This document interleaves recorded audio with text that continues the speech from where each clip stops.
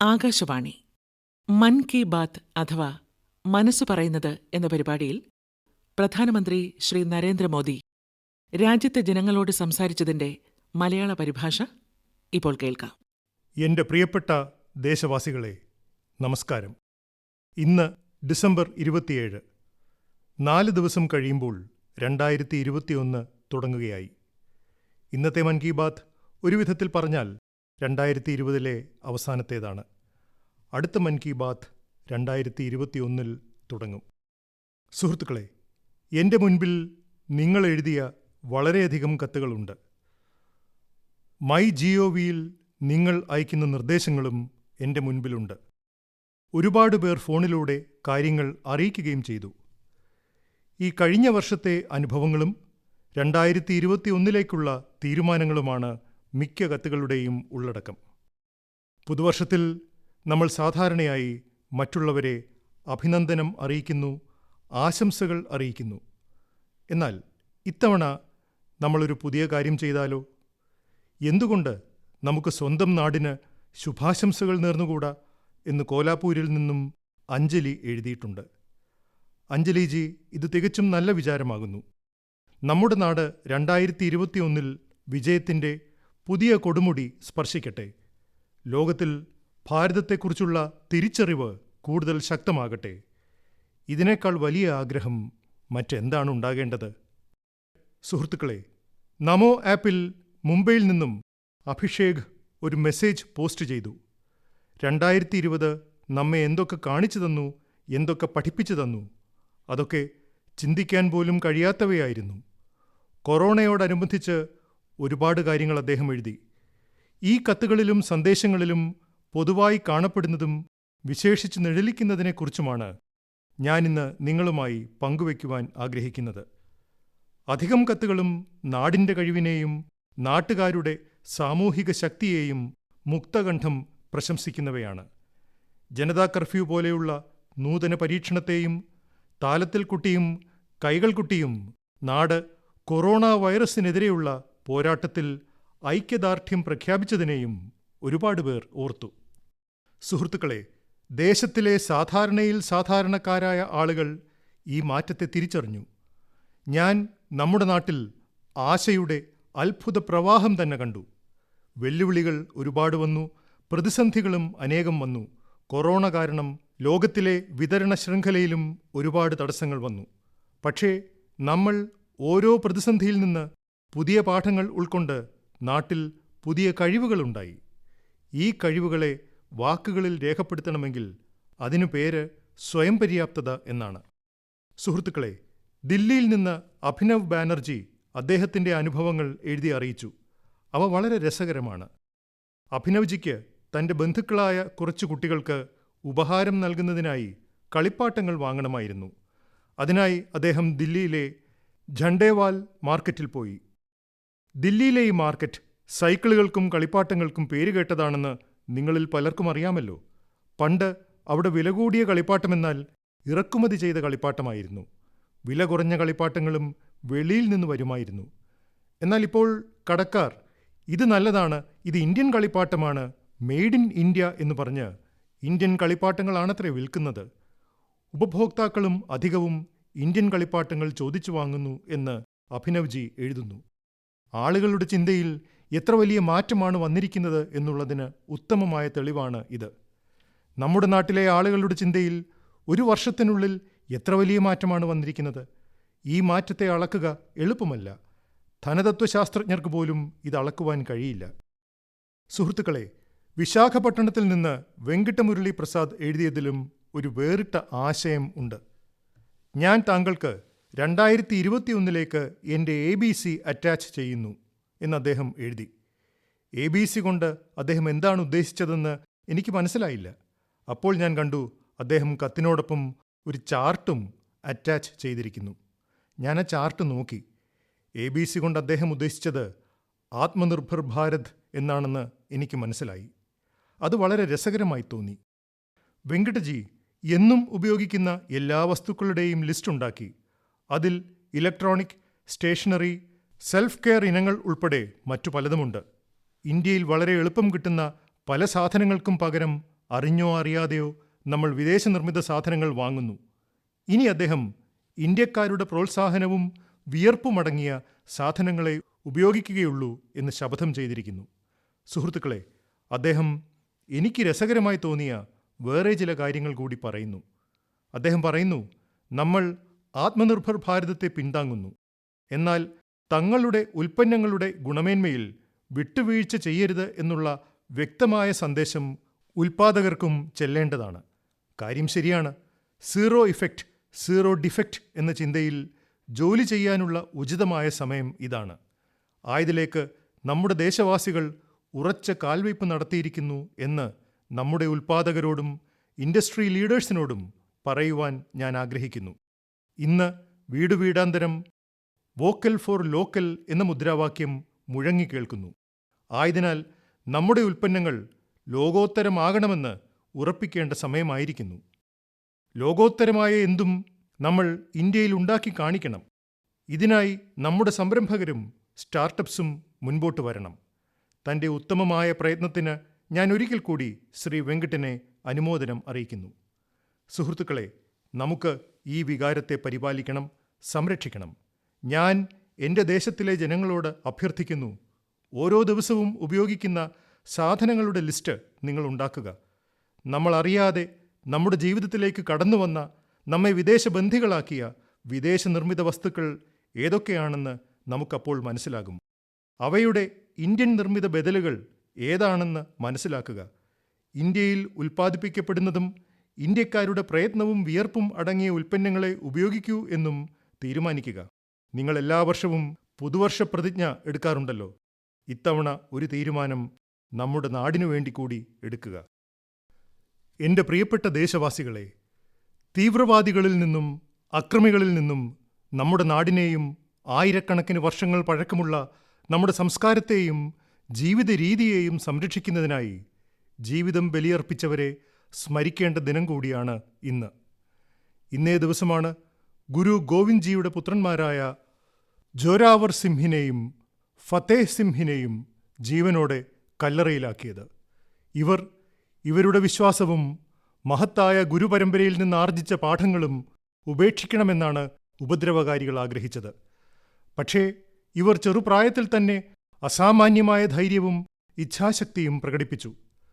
കല്ലുകൾ കൊണ്ട് കല്ലറ കെട്ടിപ്പൊക്കിയപ്പോഴും, കല്ലറയുടെ ചുമരിന്റെ ഉയരം കൂടിയപ്പോഴും, മരണം മുന്നിൽ കണ്ടപ്പോഴും ഇവർ നിന്നിടത്ത് നിന്ന് അനങ്ങിയില്ല.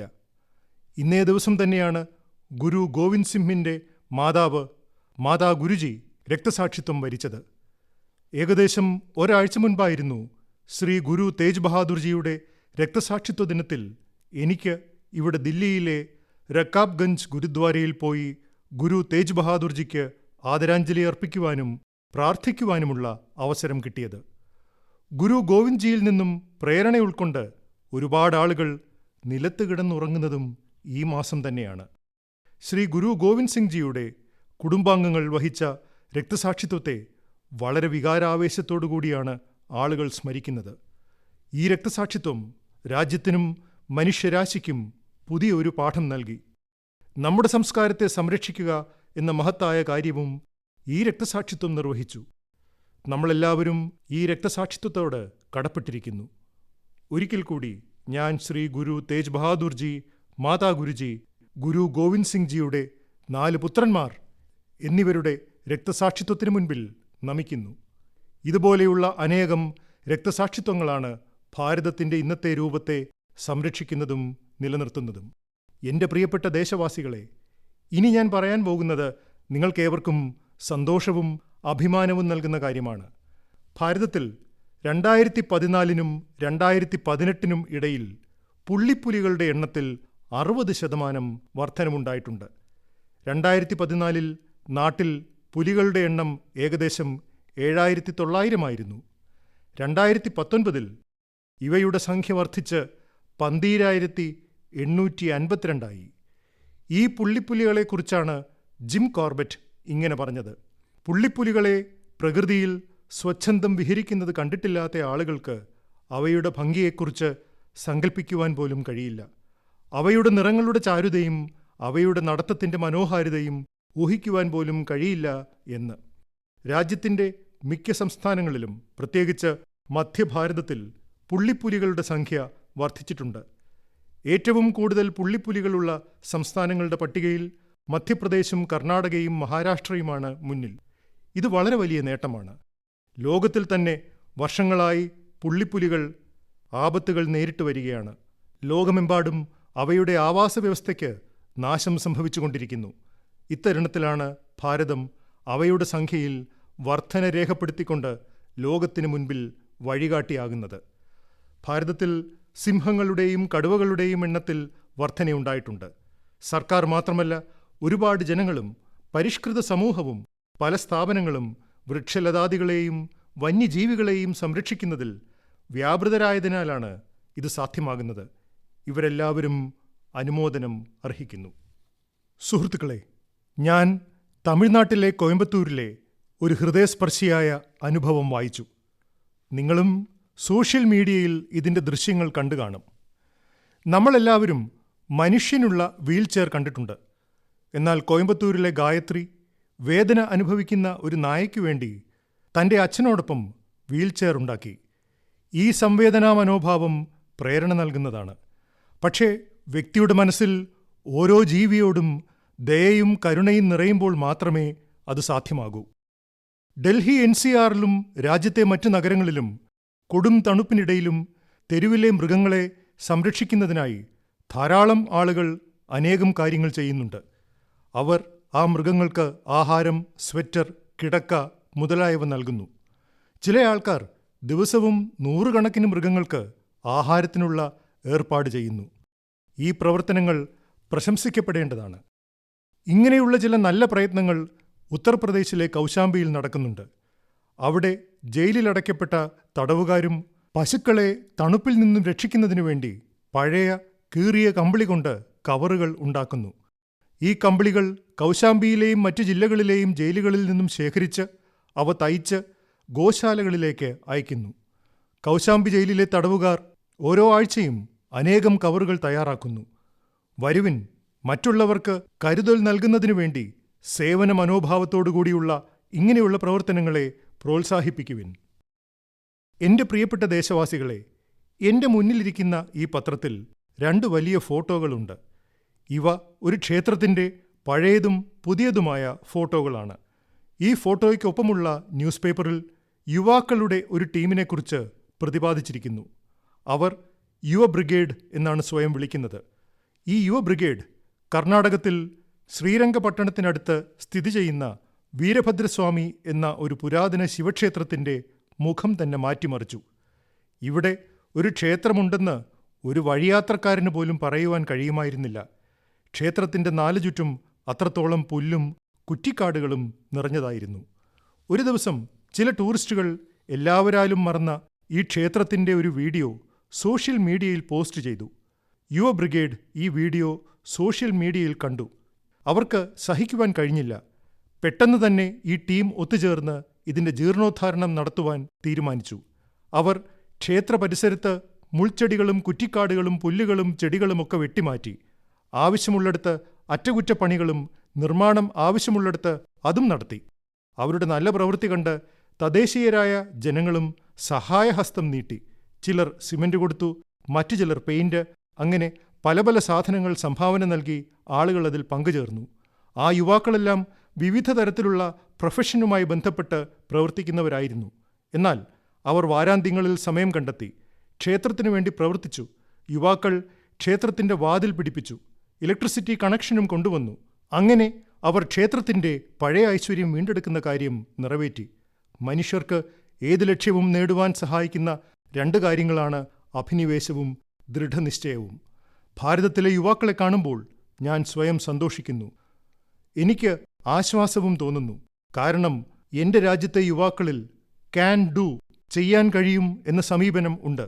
വിൽ ഡു, ചെയ്യും എന്ന സ്പിരിറ്റും ഉണ്ട്. അവർക്ക് ഒരു വെല്ലുവിളിയും വലിയ കാര്യമായി തോന്നില്ല. ഒന്നും അവർക്ക് എത്തിപ്പിടിക്കാൻ പറ്റാത്ത ദൂരത്തല്ല.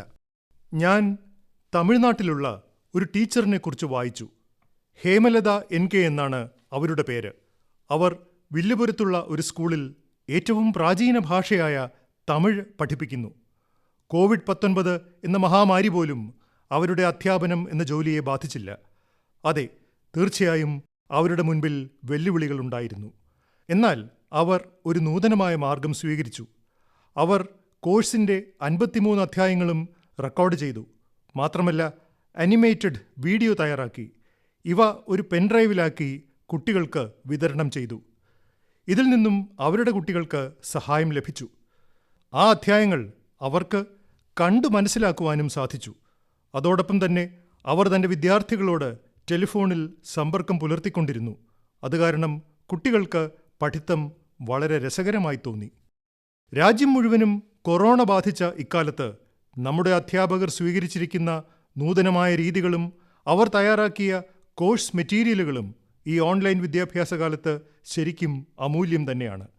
ഈ കോഴ്സ് മെറ്റീരിയൽ വിദ്യാഭ്യാസ മന്ത്രാലയത്തിന്റെ ദീക്ഷ പോർട്ടലിൽ അപ്ലോഡ് ചെയ്യണമെന്ന് ഞാൻ അധ്യാപകരോട് അഭ്യർത്ഥിക്കുന്നു. രാജ്യത്തെ വിദൂര പ്രദേശങ്ങളിലുള്ള വിദ്യാർത്ഥിനികൾക്ക് ഇത് പ്രയോജനപ്രദമാകും. സുഹൃത്തുക്കളെ, ഇനി ജാർഖണ്ഡിലെ കോർവ പട്ടികവർഗത്തിൽപ്പെട്ട ഹീരാമനെക്കുറിച്ചാണ് ഞാൻ പറയാൻ പോകുന്നത്. ഗഡ്വാ ജില്ലയിലെ സിംജോ എന്ന ഗ്രാമത്തിലാണ് ഹീരാമൻ താമസിക്കുന്നത്. കോർവ എന്ന പട്ടികവർഗത്തിന്റെ ജനസംഖ്യ കേവലം 6000 ആണെന്നറിയുമ്പോൾ നിങ്ങൾ അത്ഭുതപ്പെടുമായിരിക്കും. അവർ അങ്ങ് ദൂരെ പർവ്വതങ്ങളിലും വനങ്ങളിലുമാണ് താമസിക്കുന്നത്. സ്വന്തം സമുദായത്തിന്റെ സംസ്കാരവും തിരിച്ചറിയലും കാത്തുസൂക്ഷിക്കുവാനുള്ള ചുമതല അദ്ദേഹം ഏറ്റെടുത്തിരിക്കുകയാണ്. 12 വർഷത്തെ കഠിനാധ്വാനം കൊണ്ട് നാശത്തിന്റെ വക്കിലെത്തി നിൽക്കുന്ന കോർവ ഭാഷയ്ക്ക് ഒരു ശബ്ദകോശം തയ്യാറാക്കിക്കൊണ്ടിരിക്കുകയാണ് അദ്ദേഹം. ഈ ഡിക്ഷണറിയിൽ വീടുമായി ബന്ധപ്പെട്ടത് മുതൽ ദൈനംദിന ജീവിതത്തിൽ ഉപയോഗിക്കുന്നതുവരെയുള്ള കോർവ ഭാഷയിലെ ധാരാളം ശബ്ദങ്ങൾ അവയുടെ അർത്ഥത്തോടൊപ്പം എഴുതിയിട്ടുണ്ട്. കോർവ സമുദായത്തിനു വേണ്ടി ഹീരാമൻജി ചെയ്തത് രാജ്യത്തിന് ഒരു മാതൃക തന്നെയാണ്. പ്രിയപ്പെട്ട എൻ്റെ ദേശവാസികളെ, അക്ബറിന്റെ സദസ്സിലെ ഒരു പ്രധാന അംഗമായിരുന്നു അബുൾ ഫസൽ എന്നാണ് പറയപ്പെടുന്നത്. ഒരു തവണ കശ്മീർ സന്ദർശിച്ചിട്ട് അദ്ദേഹം ഇപ്രകാരം പറഞ്ഞു: കശ്മീരിൽ ഇത്തരത്തിലുള്ള പല കാഴ്ചകളുമുണ്ട്. അവ കണ്ടാൽ ക്ഷുഭിതരും ദേഷ്യക്കാരുമൊക്കെ സന്തോഷത്താൽ നൃത്തം ചവിട്ടും. ശരിക്കും പറഞ്ഞാൽ അദ്ദേഹം കശ്മീരിലെ കുങ്കുമത്തിന്റെ വയലുകളെക്കുറിച്ച് പറയുകയായിരുന്നു. നൂറ്റാണ്ടുകളായി കുങ്കുമം കശ്മീരുമായി ബന്ധപ്പെട്ടിരിക്കുന്നു. കശ്മീരിൽ കുങ്കുമം പ്രധാനമായും പുൽവാമ, ബഡ്ഗാം, കശ്നവാഡ് തുടങ്ങിയ സ്ഥലങ്ങളിലാണ് കൃഷി ചെയ്യുന്നത്. ഈ വർഷം മെയ് മാസത്തിൽ കശ്മീരിലെ കുങ്കുമത്തിന് ഭൗമസൂചിക ടാഗ്, ജോഗ്രഫിക്കൽ ഇൻഡിക്കേഷൻ ടാഗ്, അതായത് GI ടാഗ് ലഭിച്ചു. ഇതിലൂടെ നമ്മൾ കശ്മീരിലെ കുങ്കുമത്തെ ഗ്ലോബലി പോപ്പുലർ ബ്രാൻഡ് ആക്കുവാനാണ് ആഗ്രഹിക്കുന്നത്. കശ്മീരിലെ കുങ്കുമം ആഗോളതലത്തിൽ ധാരാളം ഔഷധ ഗുണമുള്ള ഒരു സുഗന്ധവ്യഞ്ജനം എന്ന നിലയിൽ വളരെ പ്രസിദ്ധമാണ്. ഇത് സുഗന്ധമുള്ളതാണ്, ഇതിൻ്റെ നിറം കടുത്തതാണ്, അതിലെ നാരുകൾക്ക് നീളവും വണ്ണവുമുണ്ട്. അതിൻ്റെ ഔഷധമൂല്യം വർദ്ധിപ്പിക്കുന്ന ഘടകവും ഇതുതന്നെയാണ്. ഇത് ജമ്മുവിലെയും കശ്മീരിലെയും സമൃദ്ധമായ സാംസ്കാരിക പൈതൃകം വിളിച്ചോതുന്നു. ഗുണമേന്മയെക്കുറിച്ച് പറയുകയാണെങ്കിൽ കശ്മീരിലെ കുങ്കുമത്തിന് തുല്യമായി മറ്റൊന്നില്ല. മറ്റു രാജ്യങ്ങളിലെ കുങ്കുമത്തിൽ നിന്നും ഇത് വളരെ വ്യത്യസ്തമാണ്. കശ്മീരിലെ കുങ്കുമത്തിന് GI ടാഗ് എന്ന അംഗീകാരത്തിലൂടെ ഒരു പ്രത്യേക ഐഡന്റിറ്റി ലഭിച്ചിരിക്കുകയാണ്. കശ്മീരി കുങ്കുമത്തിന് GI ടാഗ് സർട്ടിഫിക്കറ്റ് ലഭിച്ചതിന് ശേഷം ദുബായിലെ സൂപ്പർ മാർക്കറ്റിൽ ഇതിന്റെ ലോഞ്ചിങ് നടന്നു എന്നറിയുമ്പോൾ നിങ്ങൾക്ക് തീർച്ചയായും സന്തോഷം തോന്നും. ഇനി ഇതിന്റെ കയറ്റുമതി വർദ്ധിക്കും.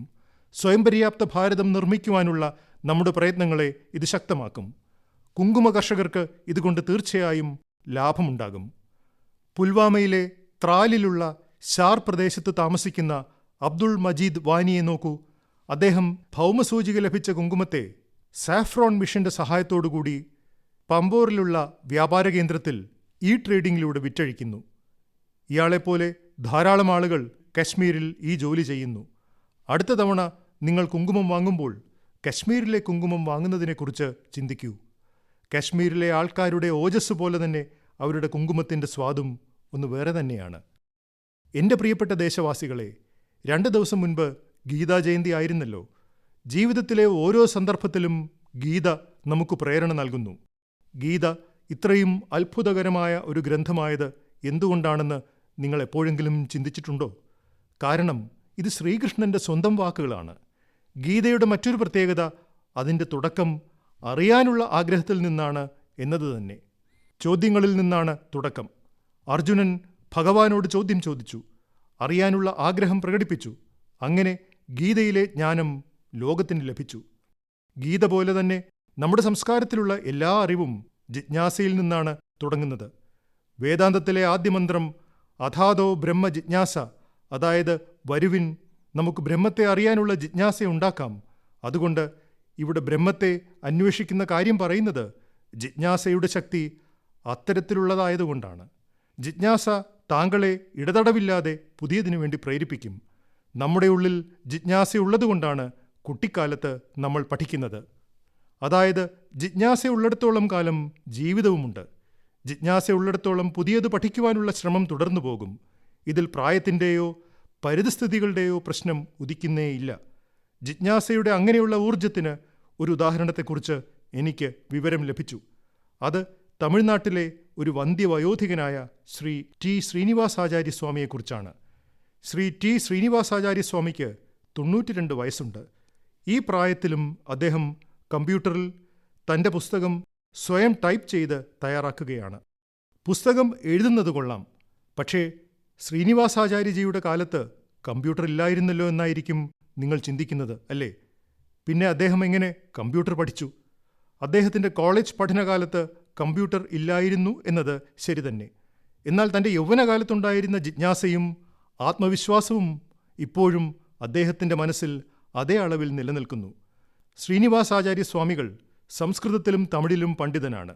അദ്ദേഹം ഇതുവരെ ഏകദേശം 16 ആധ്യാത്മിക ഗ്രന്ഥങ്ങൾ എഴുതിക്കഴിഞ്ഞു. എന്നാൽ കമ്പ്യൂട്ടർ വന്നതിന് ശേഷം പുസ്തകം എഴുതുന്ന രീതിയിലും പ്രിന്റ് ചെയ്യുന്ന രീതിയിലും മാറ്റം വന്നിരിക്കുകയാണെന്ന് അദ്ദേഹത്തിന് തോന്നിയിരിക്കും.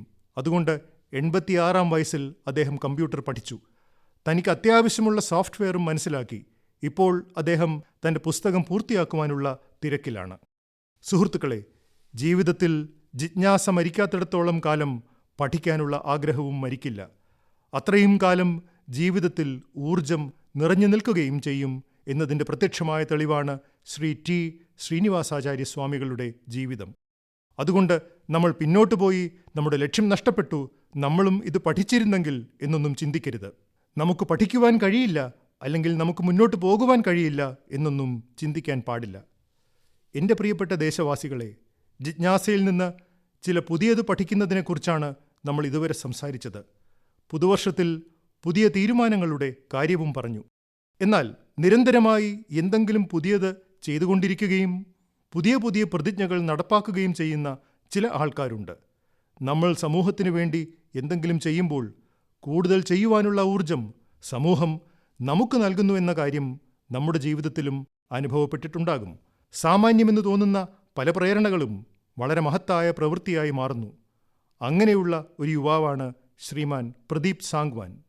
ഗുഡ്ഗാവിലെ പ്രദീപ് സാംഗ്വാൻ 2016 മുതൽ ഹീലിംഗ് ഹിമാലയാസ് എന്ന പേരിൽ ഒരു യജ്ഞം തന്നെ നടത്തിവരുന്നു.